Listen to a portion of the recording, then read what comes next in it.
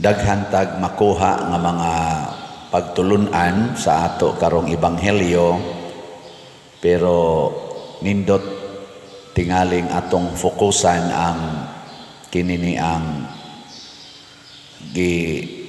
una o kakita or mao gitingali sa to'y tumong nganong gigayo ni Hesus ang buta aron makakita siya sa iyang isig katao. Mao tong iyang ipangutana, may nakita ka ba? Ang una niyang nakita, mga tao pero murag mga kahoy nga naglakaw-lakaw. Nya iya nasanggi tapion iyang kamot, mitutok na gyud ang tao ug nakita na niya ang iyang isig katao. Lingi ay mong tupad.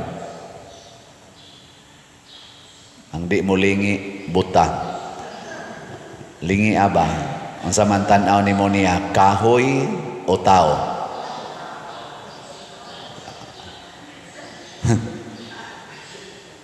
Unsay buhaton nato kung kahoy mo'y atong makita o kahoy atong makita, ang atong tan-aw ana atong galamiton. Gamitono nato ba para sa atong kinabuhi. Pero kung ang atong makita gani tao, unsa may kahulugan ana? Hoy. Kauban sa kinabuhi. Ngilingi ako sab imong tupad ingna pwede tang mahimong kauban, ina kano. Na pwede tang mahimong kauban o galamiton.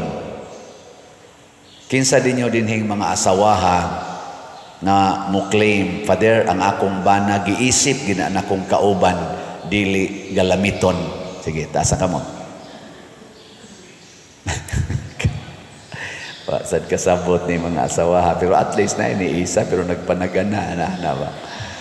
Mga bana, na sa mga banag naong din kinsa man ninyo ang muingon, ang kanang asawa na ko pader, ako ginang gitratar nga akong kauban dili galamiton. Tas kamot. Kung magyaw-yaw na kas imong bana, unsa man tan-aw nimo niya, kauban o galamiton? Kanang imo na siyang yaw-yawan ba? Imo nang awayon, kasab-an, kauban na nimo o galamiton? Oh, naglibog sad mo no. Sa unang pagbasa, ang Ginoo nagtan-aw ni Noe nga iyang kauban. Unya kadtong ubang mga tao nga adtong panahon na buhi, tan-aw sa Ginoo iyang kaaway. Mao tong gipatay niya silang tanan. Ako mag-imagine man ko 40 ka adlaw nga nakusog kayo ang lunop, tibok kalibutan namatay gyud. Bisan pa ganing mga langgam, bisan pa kana mga hayop nangamatay. Nganong wa man mamatay si Moses ug ang iyang mga kauban dito atong arka nga ang iyang arka di man to hinimo og mga engineer nga kanana ang nya sirado pagyud kanang mura lang siya o kanang sirado lang baway wa giputos ra gyud to giana. Pag sirado sa arka wa na sila makita sa ilang palibot, gahuwat na lang sila asa sila ilang paso sa kanini ang bawod og sa tubig. Ngano wa man sila mga matay? Ibaw mo ngano? Wa mo kibaw?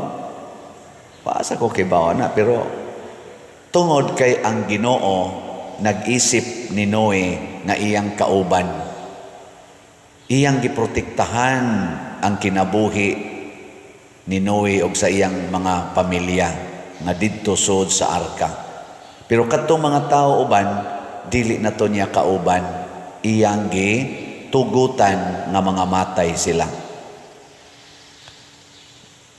Sunan ka atong wa kay baos Noe og unsay nahitabo siyang palibot, mo tong nagbuhi siyang uwak. Sunod nagbuhi na pod siya sa gamay niyang bintana og pati. Nya ang pati ni balik kay Wa may katugpahan, puno pa mas tubig. Nya lain na sang 7 ka adlaw. Ma-imagine na to ba? Stilan karisgo atong kinabuhi. Nya simba ko oroy og dito sila natungtong sa bukid nga bakilid. Nya paghubas na lintuad ngadto ang arka.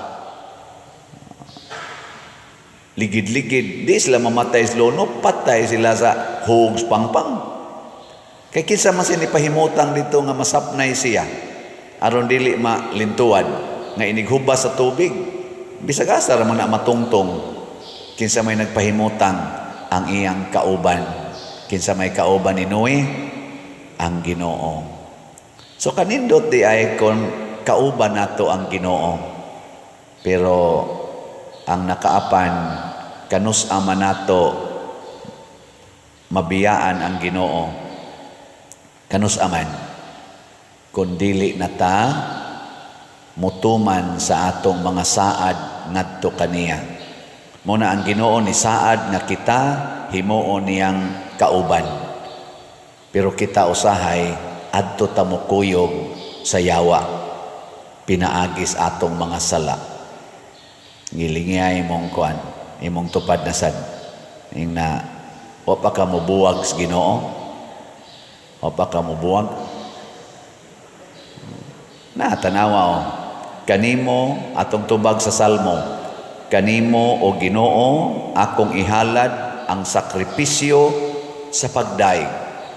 Ang usas meaning ani, kaning santos nga misa. Sa karaang panahon, katong magsunog silag mga mananap. Pagdaig tos Ginoo. Pero ang mga tao sa una, ang ilang gidaig, dili na ang Ginoo, kung dili ang mga hinatag sa Ginoo. Kwarta, dungog, yuta, kanang ilang kaugalingon, hinatag na sa Ginoo kaniadtong lawas. May karon ko no be, kinsa may imong gisigihag daig, ang Ginoo o ang imong balay? Mailhan man na nimo kay kon kanang imong gidaig sawayo na gani na masuko ka. Suko ka ba? Kung ingnon kang batignaong, masuko ka dili? Suko dili? Ingnon kang bugo, libakon ka, masuko ka dili? Imong anak, kulatahaw sa inyong silingan, masuko ka dili? Oh, na, wa na ka dito sa Ginoo. Naa na ka nagdaig sa imong anak na hinimos Ginoo. Nakuha mo? Kung ang imong kwarta kawaton sa imong silingan, masuko ka dili? Suko nya nganong masuko magkakituan naman ka nagdaig sa imong kwarta, wa na mas Ginoo. Kung ang imong balay sunugon as inyong silingan, masuko ka dili? Ingkabisag ikaw pa di yung ka mo ingong di masuko. Oh, mao na kay tuan naman ta nagdaig sa hinatag sa Ginoo. Pero nagdaig tas Ginoo, di kita masuko. Ngano man?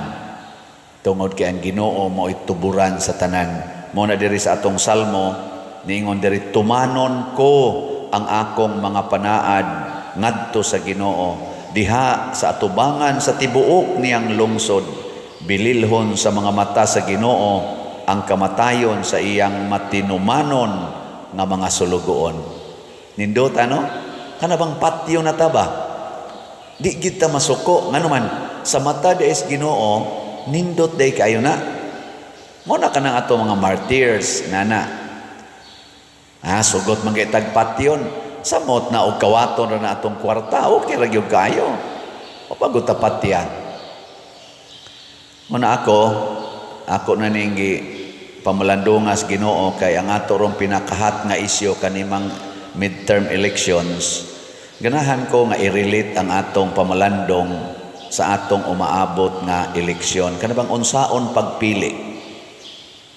Atong sulayan, pag-testing, kinsa Manila ang kusog kay mosaad, pero dili mutuman sa saad. Mao na sila yung mga buta. Kay karon god kung gitanaw di social media, sige naman sila campaign. Tanaw sad ko sa team nila ni Marcos, Bongbong Marcos, niya team sad ni former President Duterte. Mao man na rin nagkumbate gyud maayo. Team Duterte, team Marcos. Pulos gid sila pagkanindotag mga saad. Parihara gyud sila og gipana parihara ba? Moingon dayon ang pikas. Sayod ko nga naatay mga pangandoy nga moasinso atong kinabuhi, nga maprotektahan ang atong kaban ng bayan, mabantayan ko no ang kaban ng bayan, way korupsyon niya naay mga pagkain sa hapagkainan. Ngina ba? Pulos man sila nakakita na. Pulos gyud nakakita. Nawa kuno'y korupsyon o niya kanang malinawon tang maglakaw-lakaw sa atong katilingban, nga way kuyaw nga lugoson ka diha o babae ka, nya patyon ka, tulison ka. Ano ko na bang safety, secured ang atong palibot. Pulos na mga maayo. Nya mo asinso ang tanan. Dili na ta magsigig abroad kay dinis atong nasod. Sufficient na ang atong income. Kay equal na ta og kapasidad sa mga nasod nga silingan nato. Nga nung muadto pa man ka, nga popariha naman ta dinhi og income. Hinana ba? Wa na, dili na mahimuwag sa ilang pamilya, ang mga kanirong atong OFW, manguli na sila diri. Pagkanindota ang mga saara, no? Pulos gid sila, ana, kamaong mosaad, masulti na sa ilang bakba. Pero ang pangutana, dakong question mark, kinsa Manila ang kusog mutuman og saad, ang team Marcos o team Duterte? Lingay mong tupad. Inanana kay tubag, ayaw mong tubag din di sad ko motubag. Mao ni atong pamalandungan hangtod sa Mayo, sa itong pitsa, Mayo 12. Atong sigyag pamalandong, kinsa Manila ang may kaayong muhimog saad pero dili tumanon. Daghan sag panaad kani si Bongbong Marcos, President Bongbong Marcos, niadtong panahon sa eleksyon 2022. Pila may natuman og pila sad ang wa matuman. Daghan sa gisaad si former President Duterte niadtong ano sa tong eleksyon ato niya nga nidaog siya 2015 16 6 years man 16 2016 pila may natuman pila say wa matuman. Inana ba kay kun kinsa ani nila ang kusog kay mosaad kay di man guna problema ang pagsaad, di gina problema, wa gid nay limit. Kamo bitaw nangabudol mo kamo mga asawa, nindot kay saad ng inyong nabana so nindot tag saad ana. Pero karon lami kay hiluan. Congratulations sa wa mabudol. Ano bang mga saad ba? Mao tanang nahimo na lang na hinuon kanang kanta nga gihimo mo ang saad aron lang pakyason, di ba? Naman na yung mga kanta na. Paborito kay na sa akong papa sa una, kantaha. Iya ginang kanta-kantahon. Kamao mo ana? Gihimo mo ang saad aron lang pakyason. Ana. Kamo sad sa ako din hingi panaad nga kung mopalit lang gid mog slot naatay tukoron, naatay hatagag mga bugas, naatay activity nga tumanon. Natuman ba o wa? Kusga. Praise the Lord, no? Itong pakpakan ang tanang na malit. Ako gani mong ibudol, kuha na dayon ko. Paningli ko. Paningli. Muna, karon paningla nato ni sila, kini mga nang-apply. Kay kasagaran sa dihas nang-apply, pulos-pulos mga karaan. Doon na naiagi ba?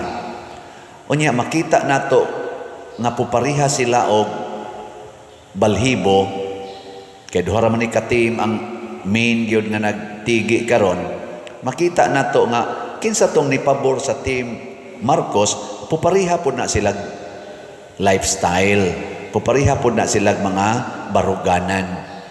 Kinsa sa tong nagsuporta diri sa kang team Duterte, pupariha pud na sila og kinaiya. Nya kon pananglitan naglabi ang pamakak sa team Duterte, bakakon kay nistanan, magsigig saad, way natuman. I-appeal lang sa nato og sa likway ang nagsuporta ng maong team. Kay wa nay kapuslanan. Dili na makahatag og kaayuhan sa katilingban, mga buta na sila. Kay kanang buta og musaad na kutob ra gid na sulti. Wa nay matuman kay di man siya kakita. Di sad siya kaklaro sa iyang gisaad. Buta ba? Mo na ingos Kristo, ang buta dili makagiya sa laing buta kay mga hug na sila sa kanal. Unya kung sa team Marcos, kargado din si Bongbong Marcos nga ang iyang gipangsaad, pulos gyud natuman hangtod karon, gikan atong 2022, kana sang line up niya karon, iya sadang gipangpili nga mosuporta sa iyang gibuhat. Ato sana silang butaran.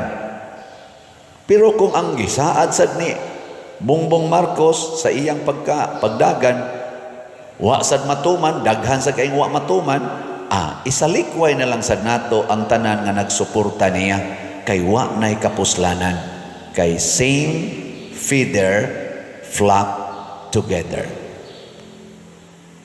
Hingka na din ay balhibo ang tao pader, ay ato na lang ang anaon. Same feather, birds of same feather flock together.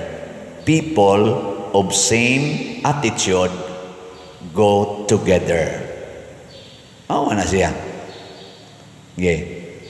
Katapusang lingi sa imong tupad. Ing na honghongi kuno ko kinsang team imong suportahan. Ing na kano. Ing na honghongi ko kinsang team imong suportahan. Ako'y mo judge nimo. Di na ta maglisod. Aning maong sukdanan, mausad ni ang sukdanan sa Ginoo, be faithful to your promises. Napaganitay tubag sa Salmo nga nagingon, ang Ginoo na hinumdum kanunay sa iyang kasabutan. Mauna ang kinaiyang Diyos nun, dili mo pakyas og saad. Pero ang kinaiya nga yawanon, igo ra gina sa saad, tamis kay na manaad, pero bati kay nagbinuhatan. Mauna kiniro mga politicians, sige silag saad, nga naman kay kada usa nato panahon sa eleksyon, equal voting. Tagsa ra gid na ka votes dinis Pilipinas, kadtong galingkod sa daplin nga way balay o kining gapuyo og palasyo, pariha ra tag vote. Gahom na nato nga gihatag sa atong konstitusyon. Thanks be to God. Pero kining mga bakakon, ilatang ilad-ilaron, aron makuha nilang atong simpatiya, pero inighuman na hatag tugyan sa atong pagsalig nila pinaagis pagbutar, ila dayon tang budulon. Kita na ilang daog-daogon, kita na mo ilang pahimuslan, hastang atong mga taxes, ila na ng panguhaon, graft and corruption, ug way usa nato nga hingkod og panghunahuna nga dili mo agri ang Pilipinas karon gisupsupan sa graft and corruption. Way usa nato anak nga mosalikway, apan ang pangutana kinsa may mosumpo niini. Mangita taog dili mga bakakon. Track record plus pamalandong nga Diyos nun. Anha ta diha makakita sa kamatuoran. Muduol ta ni Kristo. Muingon ta niya, Lord, hikapa ang akong matas pagtuo, matas akong hunahuna o kasing-kasing, makita unta nako kinsay angay gid nilang suportahan. Kay kung dili ta hikapon sa Ginoo, sa iyang gahom, sa iyang grasya, sa term karon, mabudol ra gyud ta, mailad ra gyud ta. No? Muna discernment. gikan karon hangtod sa Mayo. Kinsa man ang atong pilion nga maayong mutuman og saad.